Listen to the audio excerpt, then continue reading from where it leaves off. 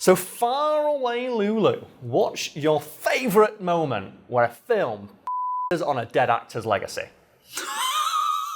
Because there's a lot. So many. There is a lot. Oh my God. And do you know who's to blame? Jude Law. Laurence Olivier is largely considered one of the finest actors to have ever lived, and his reputation is about as solid as a cast iron condom. I wrote that line, so I'm letting it stay in. That said, even the best actors have a... What? You write a better joke then. What? You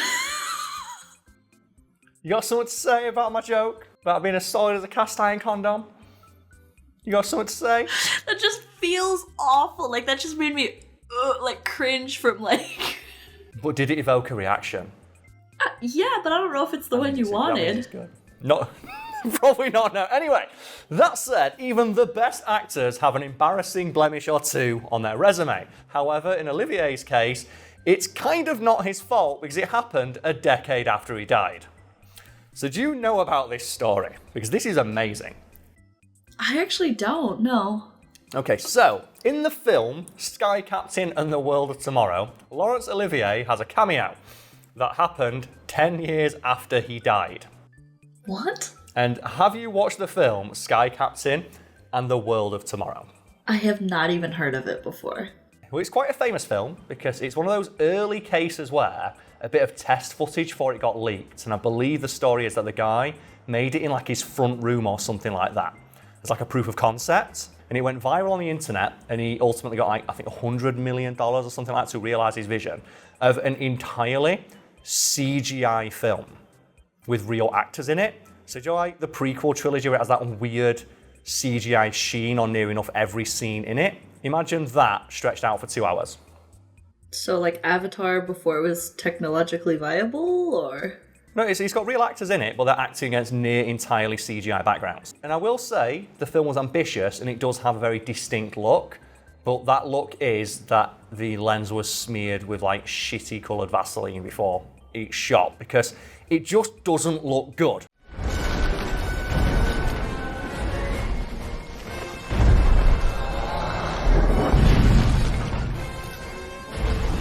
Like, it looks different, but it doesn't look good. And it's one of those weird films where people to this day still talk about it as if it's an undiscovered masterpiece. And it's very similar to the film, and you probably know what I'm going to say here, LuLu, Speed Racer.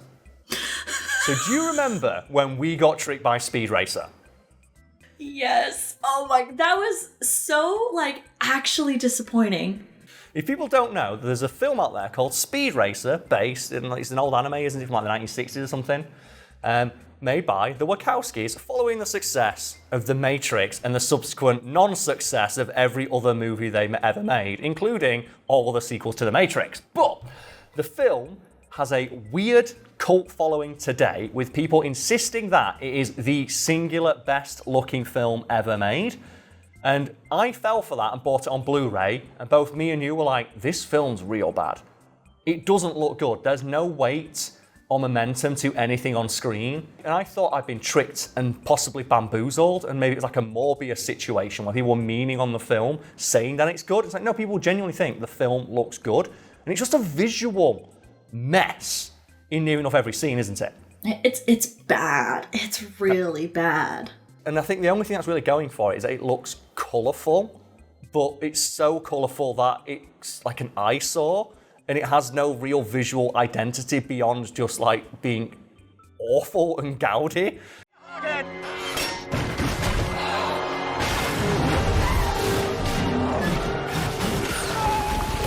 But bringing it back to Sky Captain and the World of Tomorrow, like Speed Racer, it similarly overstays its welcome and has a distinct but ugly-looking art style.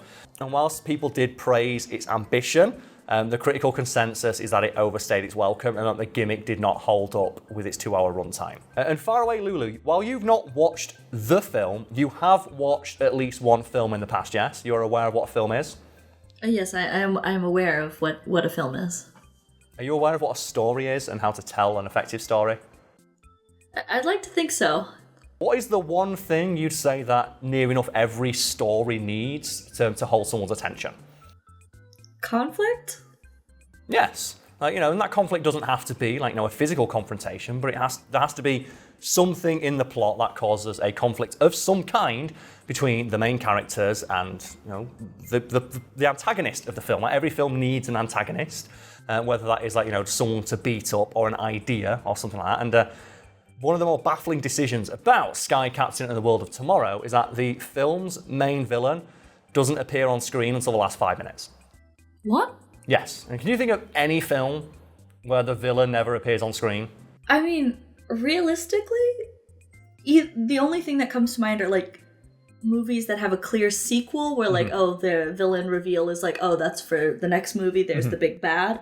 Or the Blair Witch Project. That's the only one I can really think of none of the witch was never actually shown, or as you talked about in a different video, the monsters they put in the forest were not actually ever shown. Yes, and even though the villain, which is ambiguous in that film, is never seen, its presence is felt throughout the film. So there's a build up to it. There's there is some threat there. But in Sky Captain and the World of Tomorrow, the film's main antagonist, and I have his name right here, Dr. Totenkopf, appears on screen for 5 minutes at the end of the film, and he appears not in person, but as a Zordon-looking motherfucker on a screen. And the reasoning why the film's villain doesn't appear till the last 5 minutes and looks like a low-rent Zordon is because the actor playing him, Laurence Olivier, had been dead for a decade. So how did they bring him back? Is it what they normally do with a CGI kind of spliced together cocktail thing, or what? No, because Laurence Olivier had been dead for so long that the usual ways they revive dead actors were not applicable in this case, because most of the footage of him was heavily degraded and they didn't have anything in the way of a cast, say, of his face to create a proper CGI model. For example, that's what happened with Peter Cushing, who played Grand Moff Tarkin. And there's a kind of obscure film from, I think, the 1980s, 1990s called Secret Service, Secret Agent, or something. It's a Zucker film, where he appears in that and they give him a big prosthetic face. And when he has a giant eyeball. I'm probably getting the details a bit mixed up with this, but they found that cast of his face a few years later, and that's what they used to base the CGI model for Rogue One on. Is they had what was essentially a death mask of Peter Cushing that they could scan in.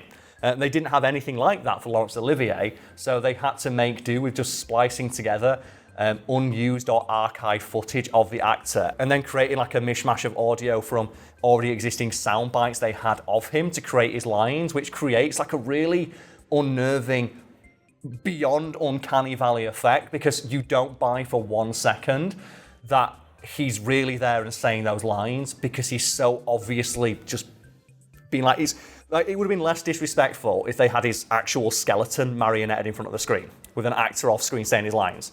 That's how bad this looks. How does his estate sign off on this?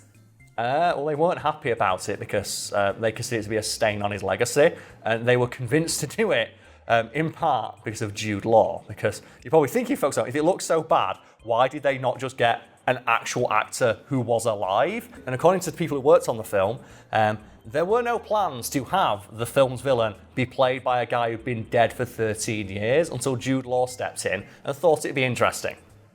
And it's noted that Jude Law was almost unnervingly excited to revive Laurence Olivier and act alongside him. And I'm using the words act in big air quotes there. And there's a behind the scenes footage where you can see Jude Law talking about how exciting it is. We get to bring this actor back to life and put him in a film that he probably wouldn't want to be in and make him act for our music. And it's that thing of let the man rest. It couldn't have been more disrespectful to his memory if they'd dug him up and put his skeleton on screen. You know what this reminds me of? And I think it might just be because you keep saying the skeleton marionette thing.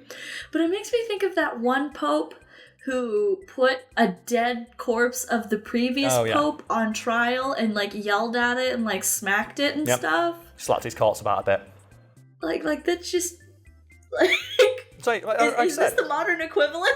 If they'd have dug up Laurence Olivier's corpse, put it on screen and slapped it, it'd have been less offensive. Because at least then he would have actually physically been on screen and he would have been doing an original acting performance. And do you know what makes it really ironic? No. Because I'm going to spoil the film now. The film ends with the twist that Laurence Olivier's character had been dead all along, and it's revealed that the film's real villains had just been using his image to carry out their plans. And it's that thing of like, did they watch the film they were making, where the villains of their own movie are like taking this person's image and then like creating like a soulless digital facsimile that's screaming in like digitized agony for all eternity and using it for their own nefarious ends. It's like, that's what they were doing with Laurence Olivier. And it's the thing of, you don't even need to be dead for them to do this with you, because have you heard the thing about James Earl Jones and the Darth Vader voice? No.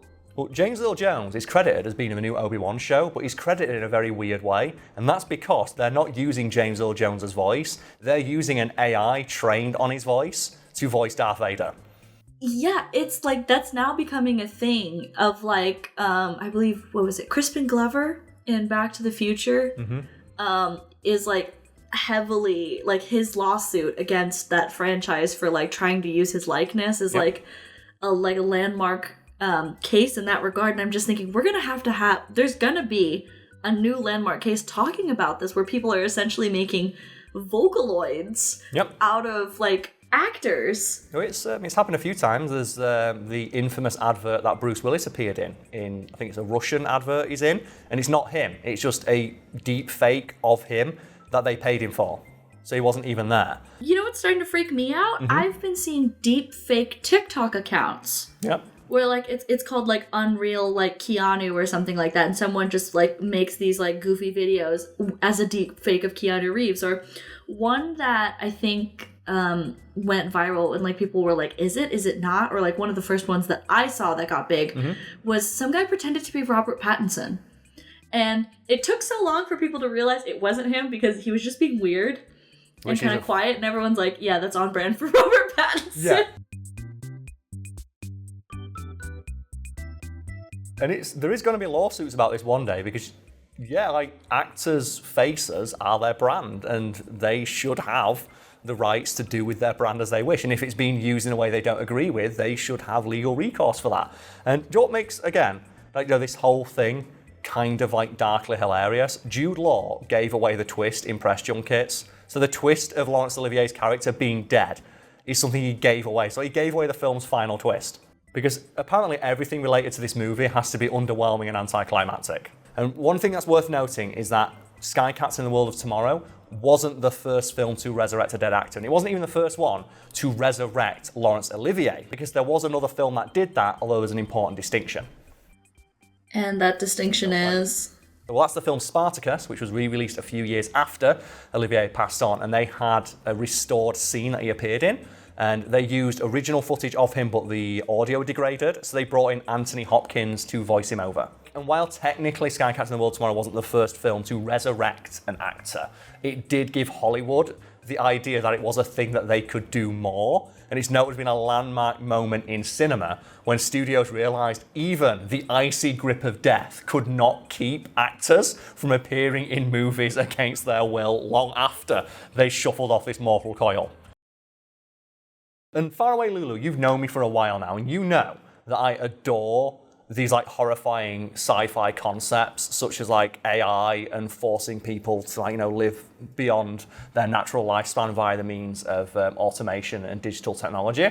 And have you got any like favorite pieces of media where that is a concept? It makes me think of something like, wow, like things from kids' movies, like the difference is just the tone. Okay. The concept and stuff can absolutely be the same. And what came to mind was like this Disney Channel movie that I don't know if anyone remembers, called Pixel Perfect. I've never, someone watching just got a mad hype, went, oh! Because that's like no one's talked about that on YouTube ever.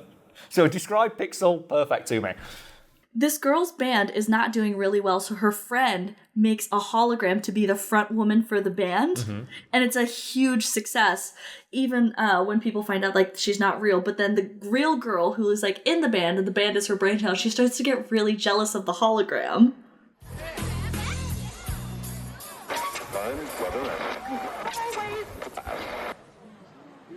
What was that? She's not real. The conflict is like, so the girl gets jealous, but the boy becomes attached to the hologram because she's like AI. Oh no. Like, I'm not 100% on that. I'm not 100%. Because, it's really foggy memory, but I'm just thinking, yeah, one of those, what's the line of, a person? What's okay, what's not okay? And that's one of the things that I love thinking about. And there's what a quote that kept me up, I want to say, for longer than I'd care to admit.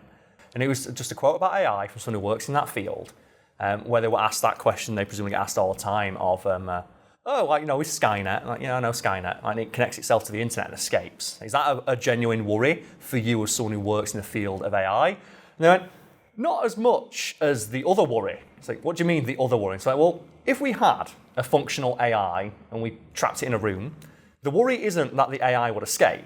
It's that it would convince us to let it go. And that just line made me go, oh no, that's horrifying, because it would. And it reminds me a little bit of the film Ex Machina, which I highly recommend people watch. Have you seen it?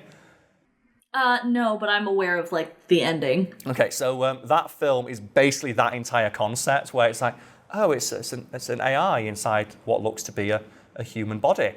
And it convinces a guy to let it go. And then the moment that it gets to leave, it just kills him and runs away. And it's one of those films where it has a deleted scene in it that has been talked about but never seen the light of day. And I would pay money to see it because it changes the entire tone of the film, because the ending is quite ambiguous. And a lot of people argue about whether or not the AI, did it actually care? Does it consider itself to be human? And this deleted scene removes that ambiguity. And all it is you get to see for one moment through the eyes of the AI, and you just see that it sees the world as just energy. And it has a completely different perception of what reality is. And in that moment, you realize it doesn't care about humanity because it doesn't even exist in the same level of comprehension as us. And that's terrifying. It's basically an alien that we've now just let loose into the world. And that's awful. And just that concept really kept me up of thinking about how scary it is. And this is the kind of stuff that I do overthink it. And if you want to see me overthink concepts like this more, you can check out the Untitled Side channel, because I would love to sit down with someone from the channel and talk for 4.5 hours about why AI in movies is fucking terrifying. What you mean you would like to film sitting down for 4 hours talking to someone, because you do that to me anyways. But it's so scary.